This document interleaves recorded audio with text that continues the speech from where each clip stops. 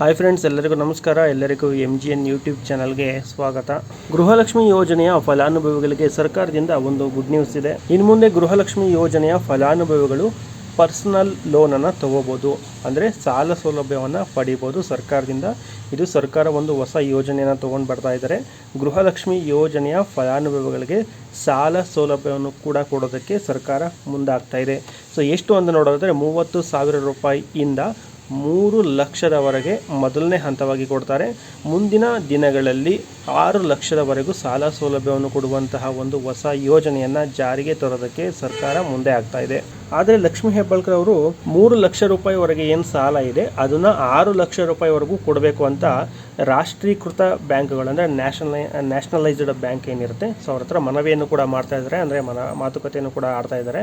So 3 lakh ಏನು ಕೊಡ್ತೀರಾ ಅದನ್ನು 6 ಲಕ್ಷ ರೂಪಾಯಿವರೆಗೂ ನೀವು ಏರಿಕೆ ಮಾಡಬೇಕು ಅಂತ ಇಲ್ಲಿ ರಾಷ್ಟ್ರೀಕೃತ ಬ್ಯಾಂಕ್ಗಳಿಗೆ, ನ್ಯಾಷನಲೈಸ್ಡ್ ಬ್ಯಾಂಕ್ಗಳಿಗೆ ಮನವಿಯನ್ನು ಕೂಡ ಮಾಡ್ತಿದ್ದಾರೆ. ಮುಂದಿನ ದಿನಗಳಲ್ಲಿ 6 ಲಕ್ಷದವರೆಗೂ ಇಲ್ಲಿ ಗೃಹಲಕ್ಷ್ಮಿ ಯೋಜನೆಯ ಫಲಾನುಭವಿಗಳಿಗೆ ಸಾಲ ಸಿಗುತ್ತೆ. ಇದರ ಜೊತೆಯಲ್ಲಿ ಸದ್ಯಕ್ಕೆ 3 ಲಕ್ಷ ರೂಪಾಯಿವರೆಗೂ ಸಾಲ ಸಿಗುತ್ತೆ. ಸೊ ಹಾಗಾದರೆ ಈ ಒಂದು ಗೃಹಲಕ್ಷ್ಮಿ ಯೋಜನೆಯ ಸಾಲ ಯಾವ ರೀತಿ ಸಿಗುತ್ತೆ, ಬಡ್ಡಿ ದರ ಎಷ್ಟಿರುತ್ತೆ, ಇದನ್ನು ಪಡೆಯೋದು ಹೇಗೆ, ಅರ್ಜಿಯನ್ನು ಸಲ್ಲಿಸೋದು ಹೇಗೆ, ಯಾವ ರೀತಿ ಸಿಗುತ್ತೆ, ಮೆಂಬರ್ಶಿಪ್ ಏನಾದರೂ ಇರುತ್ತಾ ಅಥವಾ ಡೈರೆಕ್ಟ್ ಅಪ್ಲೈ ಮಾಡಿದ ತಕ್ಷಣ ನಮಗೆ ಸಿಗುತ್ತಾ, ಅಥವಾ ಯಾವ ರೀತಿ ಸಾಲ ಸಿಗುತ್ತೆ, ಸಂಘದ ಮುಖಾಂತರ ಕೊಡ್ತಾರಾ ಅಥವಾ ಇಂಡಿವಿಜುವಲ್ ಆಗಿ ಒಬ್ಬರಿಗೆ ಮಾತ್ರ ಕೊಡ್ತಾರಾ, ಯಾವಾಗ ಈ ಒಂದು ಸಾಲ ಸೌಲಭ್ಯ ಸಿಗುತ್ತೆ, ಇದೆಲ್ಲದ್ರ ಬಗ್ಗೆಯೂ ಕಂಪ್ಲೀಟ್ ಆಗಿರುವಂತಹ ಮಾಹಿತಿಯನ್ನು ಈ ವಿಡಿಯೋದಲ್ಲಿ ನಿಮಗೆ ತಿಳಿಸ್ಕೊಡ್ತೀನಿ. ವಿಡಿಯೋವನ್ನು ಕೊನೆವರೆಗೂ ನೋಡಿ, ಎಲ್ಲೂ ಕೂಡ ಸ್ಕಿಪ್ ಮಾಡೋದಕ್ಕೆ ಹೋಗಬೇಡಿ.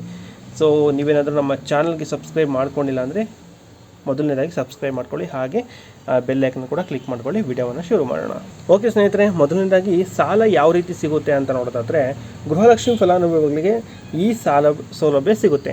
ಅಂದರೆ ಗೃಹಲಕ್ಷ್ಮಿ ಯೋಜನೆಯಲ್ಲಿ ಯಾರು ನೋಂದಣಿಯನ್ನು ಮಾಡಿಕೊಂಡು ಹಣವನ್ನು ಪಡಿತಾ ಇರ್ತಾರೆ ಅಂಥವರಿಗೆ ಮಾತ್ರ ಈ ಒಂದು ಸಾಲ ಸೌಲಭ್ಯ ಸಿಗುತ್ತೆ.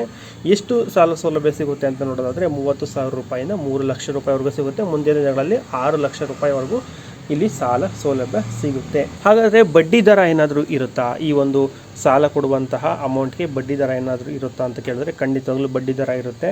ಸೊ ಎಷ್ಟು ಇರುತ್ತೆ ಅಂತ ಇಲ್ಲಿ ಇನ್ನೂ ಕೂಡ ಫಿಕ್ಸ್ ಮಾಡಿಲ್ಲ. ಆದರೆ ರಾಷ್ಟ್ರೀಕೃತ ಬ್ಯಾಂಕ್ಗಳಂದರೆ ನ್ಯಾಷನಲೈಸ್ಡ್ ಬ್ಯಾಂಕ್ಗಳಲ್ಲಿ ಎಷ್ಟಿರುತ್ತೋ ಸೊ ಅವರೇಜ್ ಅಷ್ಟೇ ಇರುತ್ತೆ. ಸೊ ಒಂದು 9% ಸ್ಟಾರ್ಟ್ ಆಗುತ್ತೆ. ಪರ್ಸನಲ್ ಲೋನ್ಗೆಲ್ಲ 9% ಸ್ಟಾರ್ಟ್ ಆಗುತ್ತೆ. ಸೊ ಆ ರಾಷ್ಟ್ರೀಕೃತ ಬ್ಯಾಂಕ್ಗಳಲ್ಲಿ ಎಷ್ಟಿರುತ್ತೆ, ಸೊ ಅವರೇಜ್ ಅಷ್ಟೇ ಇರುತ್ತೆ ಅಂತ ಇಲ್ಲಿ ಮೂಲಗಳ ಪ್ರಕಾರ ಇಲ್ಲಿ ಮಾಹಿತಿ ಇರುವಂಥದ್ದು. ಸೊ ಹಾಗಾಗಿ ಬಡ್ಡಿ ದರ ಇರುತ್ತೆ, ಬಟ್ ಎಷ್ಟಿರುತ್ತೆ ಅಂತ ಇನ್ನೂ ಕೂಡ ಫಿಕ್ಸ್ ಆಗಿಲ್ಲ. ಅದು ಫೈನಲೈಸ್ಡ್ ಮಾಡಿದ್ಮೇಲೆ ನಿಮಗೆ ಮಾಹಿತಿಯನ್ನು ಕೊಡ್ತೀನಿ. ಬಟ್ ನ್ಯಾಷನಲೈಸ್ಡ್ ಬ್ಯಾಂಕ್ಗಳಲ್ಲಿ, ಅಂದರೆ ಈ ರಾಷ್ಟ್ರೀಕೃತ ಬ್ಯಾಂಕ್ಗಳಲ್ಲಿ ಏನು ಬಡ್ಡಿ ದರ ಇರುತ್ತೋ ಸೇಮ್ ಆಸ್ ಇಟ್ ಈಸ್ ಅದೇ ಇರುತ್ತೆ. ಅವರೇಜ್ ಒಂದು ಹೆಚ್ಚು ಕಮ್ಮಿ ಅಷ್ಟೇ ಇರುತ್ತೆ ಅಂತಲೇ ಹೇಳ್ಬೋದು. ಓಕೆ, ಈ ಒಂದು ಸಾಲವನ್ನು ಪಡೆಯೋದು ಹೇಗೆ ಅಂತ ನೋಡೋದಾದರೆ, ಏನಾದರೂ ಅರ್ಜಿಯನ್ನು ಸಲ್ಲಿಸಬೇಕು ಅಂತ ನೋಡೋದಾದರೆ ಖಂಡಿತವಾಗ್ಲೂ ಈ ಒಂದು ಯೋಜನೆಗೆ ಅರ್ಜಿಯನ್ನು ಸಲ್ಲಿಸಬೇಕು. ಅಂದರೆ ಸಾಲವನ್ನು ಪಡೆಯೋದಕ್ಕೆ ಅರ್ಜಿಯನ್ನು ಸಲ್ಲಿಸಬೇಕಾಗುತ್ತೆ. ಮೊದಲನೇದಾಗಿ ಅರ್ಜಿಯನ್ನು ಸಲ್ಲಿಸೋದಕ್ಕೆ ಗೃಹಲಕ್ಷ್ಮಿ ಯೋಜನೆ ಥರ ಇಲ್ಲಿ ಕಂಟಿನ್ಯೂಸ್ ಆಗಿ ಅರ್ಜಿಯನ್ನು ಸಲ್ಲಿಸೋದಕ್ಕೆ ಅವಕಾಶವನ್ನು ಕೊಡೋದಿಲ್ಲ. ಇದನ್ನು ಸ್ವತಃ ಲಕ್ಷ್ಮೀ ಹೆಬ್ಬಾಳ್ಕರ್ ಅವರು ಹೇಳಿರುವಂಥದ್ದು. ಏನಂದರೆ, ನಾವು ಗೃಹಲಕ್ಷ್ಮಿ ಯೋಜನೆ ಥರ ನಿರಂತರವಾಗಿ ಈ ಒಂದು ಯೋಜನೆಗೆ ಅರ್ಜಿಯನ್ನು ಸಲ್ಲಿಸೋದಕ್ಕೆ ಅವಕಾಶವನ್ನು ಕೊಡೋದಿಲ್ಲ. ಅದರ ಬದಲಾಗಿ ನಾವು 30 ದಿನಗಳ ಕಾಲ, 60 ದಿನಗಳ ಕಾಲ, ಜಾಸ್ತಿ ಅಂದರೆ 90 ದಿನಗಳ ಕಾಲ ಅವಕಾಶವನ್ನು ಮಾತ್ರ ಕೊಡ್ತೀವಿ. ಯಾಕಂದರೆ ಕೋಟ್ಯಾಂತರ ಸಂಖ್ಯೆಯಲ್ಲಿ ಅರ್ಜಿಗಳು ಬರುತ್ತೆ. ಸೊ ಹಾಗಾಗಿ ನಾವು ಜಾಸ್ತಿ ದಿನ ಟೈಮ್ ಕೊಡೋಕ್ಕೆ ಆಗೋದಿಲ್ಲ. 90 ದಿನ ಮ್ಯಾಕ್ಸಿಮಮ್ ಅಂದರೆ 90 ದಿನಗಳ ಕಾಲ ಮಾತ್ರ ಟೈಮ್ ಕೊಡ್ತೀವಿ ಅಂತ ಇಲ್ಲಿ ಮಾಹಿತಿಯನ್ನು ಕೊಟ್ಟಿರುವಂಥದ್ದು. ಸೊ ಇನ್ನೊಂದು ಹೇಳಿದ್ದಾರೆ, ಮೊದಲು ಬಂದವರಿಗೆ ನಾವು ಪ್ರಿಫರೆನ್ಸನ್ನು ಕೊಡ್ತೀವಿ ಅಂತ ಹೇಳಿದ್ದಾರೆ. ಅಂದರೆ ಯಾರು ಮೊದಲನೇದಾಗಿ ಅರ್ಜಿಯನ್ನು ಸಲ್ಲಿಸ್ತಾರೆ ಸೊ ಅಂಥವ್ರಿಗೆ ನಾವು ಮೊದಲ ಆದ್ಯತೆಯನ್ನು ಕೊಡ್ತೀವಿ, ಅಂಥವ್ರಿಗೆ ಬೇಗ ಸಿಗುತ್ತೆ ಅಂತ ಇಲ್ಲಿ ಹೇಳಿರುವಂಥದ್ದು ಸ್ವತಃ ಲಕ್ಷ್ಮೀ ಹೆಬ್ಬಾಳ್ಕರ್ ಅವರು.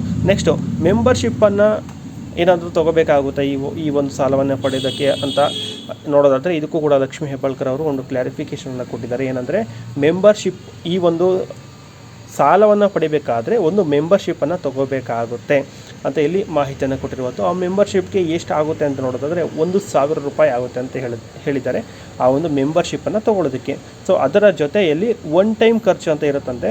ಸೊ ಇದಕ್ಕೆ ಒಂದು ಮಿನಿಮಮ್ ಚಾರ್ಜಸನ್ನು ಇಲ್ಲಿ ಚಾರ್ಜ್ ಮಾಡ್ತಾರಂತೆ. ಅಂದರೆ ಒಂದು ಸಣ್ಣ ಮೊತ್ತದಲ್ಲಿ, ಅಂದರೆ ಸ್ಟೇಷನರಿ ಆಗಿರ್ಬೋದು, ಸೊ ಸಣ್ಣ ಪುಟ್ಟ ಖರ್ಚಿಗೆಲ್ಲ ಏನಿರುತ್ತೆ, ಸೊ ಈ ರೀತಿ ಆಗಿರುವಂತಹ ಖರ್ಚುಗಳಿಗೆ ಒಂದು ಸಣ್ಣ ಮಟ್ಟದ ಒನ್ ಟೈಮ್, ಅಂದರೆ ಅದು ಒನ್ ಟೈಮ್ ಮಾತ್ರ, ನೀವು ಪದೇ ಕಟ್ಟುವಂಥ ಅವಶ್ಯಕತೆ, ಒನ್ ಟೈಮ್ ಮಾತ್ರ ಮೆಂಬರ್ಶಿಪ್ 1,000 ಇರುತ್ತೆ.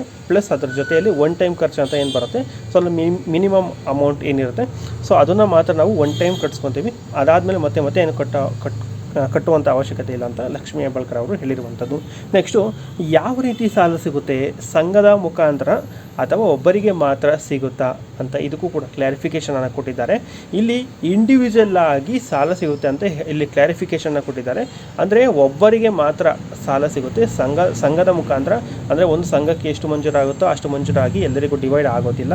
ಸದಸ್ಯರು ಎಷ್ಟು ಜನ ಇರ್ತಾರೆ ಅದೇ ಎಲ್ಲ ಸದಸ್ಯರಿಗೂ ಡಿವೈಡ್ ಆಗೋದಿಲ್ಲ.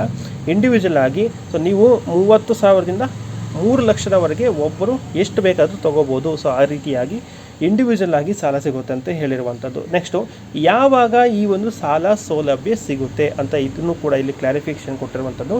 ಸೊ ಈಗಾಗಲೇ ಒಳ್ಳೆ ರೆಸ್ಪಾನ್ಸ್ ಬರ್ತಾ ಇದೆ. ಒಂದು ಅಕೌಂಟನ್ನು ಕೂಡ ನಾವು ಬ್ಯಾಂಕಲ್ಲಿ ಓಪನ್ ಮಾಡಿದ್ದೀವಿ ಅಂತ ಲಕ್ಷ್ಮೀ ಹೆಬ್ಬಾಳ್ಕರ್ ಅವರು ಹೇಳಿದ್ದಾರೆ. ಪಂಚಾಯಿತಿ ಮಟ್ಟದಲ್ಲಿ ಟೀಮ್ ಕೂಡ ರೆಡಿ ಆಗ್ತಾ ಇದೆಯಂತೆ. ಸೊ ಮುಂದಿನ 6 ತಿಂಗಳಲ್ಲಿ ಈ ಒಂದು ಸಾಲ ಸೌಲಭ್ಯ ಗೃಹಲಕ್ಷ್ಮಿ ಯೋಜನೆಯ ಫಲಾನುಭವಿಗಳಿಗೆ ಈ ಒಂದು ಸೌಲಭ್ಯ ಸಿಗುತ್ತೆ ಅಂತ ಇಲ್ಲಿ ಮೂಲಗಳ ಪ್ರಕಾರ ಮಾಹಿತಿ ಇರುವಂಥದ್ದು. ಬಟ್ ಲಕ್ಷ್ಮೀ ಹೆಬ್ಬಾಳ್ಕರ್ ಅವರು ಕನ್ಫರ್ಮ್ ಮಾಡಿದ್ದಾರೆ, ಇಲ್ಲಿ 30,000ದಿಂದ 3,00,000 ರೂಪಾಯಿವರೆಗೂ ಸಾಲ ಸಿಗುತ್ತೆ. ಮತ್ತು ಇನ್ನು 6 ತಿಂಗಳ ಒಳಗಡೆ ಈ ಒಂದು ಸಾಲ ಸೌಲಭ್ಯ ಸಿಗುತ್ತೆ. ರಾಷ್ಟ್ರೀಕೃತ ಬ್ಯಾಂಕ್ಗಳಲ್ಲಿ ಏನು ಬಡ್ಡಿ ದರ ಇರುತ್ತೆ, ಸೊ ಆವ್ರೇಜ್ ಅಷ್ಟೇ ಇರುತ್ತೆ ಅಂತ ಒಂದು ಮಾಹಿತಿಯನ್ನು ಕೊಟ್ಟಿರುವಂಥದ್ದು. ಮತ್ತು ಒಬ್ಬರಿಗೆ ಮಾತ್ರ ಇಲ್ಲಿ ಸಾಲ ಸಿಗುತ್ತೆ. ಇಲ್ಲಿ ಗ್ರೂಪ್ ಲೋನ್ ಸಿಗೋದಿಲ್ಲ, ಅಂದರೆ ಸಂಘದ ಸಾಲ ಸಿಗೋದಿಲ್ಲ, ಆ ರೀತಿಯಾಗಿ ಸಿಗೋದಿಲ್ಲ. ಇಲ್ಲಿ ಇಂಡಿವಿಜುವಲ್ ಸಾಲ ಮಾತ್ರ ಸಿಗುತ್ತೆ ಅಂತ ಇಲ್ಲಿ ಹೇಳಿರುವಂಥದ್ದು. ಹಣದ ಅವಶ್ಯಕತೆ ಇರುವಂಥವರು ಈ ಒಂದು ಗೃಹಲಕ್ಷ್ಮಿ ಯೋಜನೆಯ ಸಾಲದ ಮುಖಾಂತರ, ಅಂದರೆ ಗೃಹಲಕ್ಷ್ಮಿ ಯೋಜನೆಯ ಫಲಾನುಭವಿಗಳು ಸಾಲ ಸೌಲಭ್ಯದ ಮುಖಾಂತರ ಸಾಲವನ್ನು ಪಡೆಯಬಹುದು ಕರ್ನಾಟಕ ಸರ್ಕಾರದಿಂದ. ಸದ್ಯಕ್ಕೆ ಇರುವಂಥ ಅಪ್ಡೇಟ್ಸ್ ಇದು. ಮುಂದಿನ ದಿನಗಳಲ್ಲಿ ಇದರ ಬಗ್ಗೆ ಏನಾದರೂ ಅಪ್ಡೇಟ್ಸ್ ಬಂದರೆ ಹೊಸದಾಗಿ ಖಂಡಿತವಾಗ್ಲೂ ನಿಮಗೆ ತಿಳಿಸ್ಕೊಡ್ತೀನಿ. ಸೊ ಚಾನಲ್ಗೆ ಸಬ್ಸ್ಕ್ರೈಬ್ ಮಾಡಿಕೊಂಡು ಬೆಲ್ ಐಕನ್ನ ಕ್ಲಿಕ್ ಮಾಡ್ಕೊಂಡಿರಿ. Thank you so much. Thank you very much.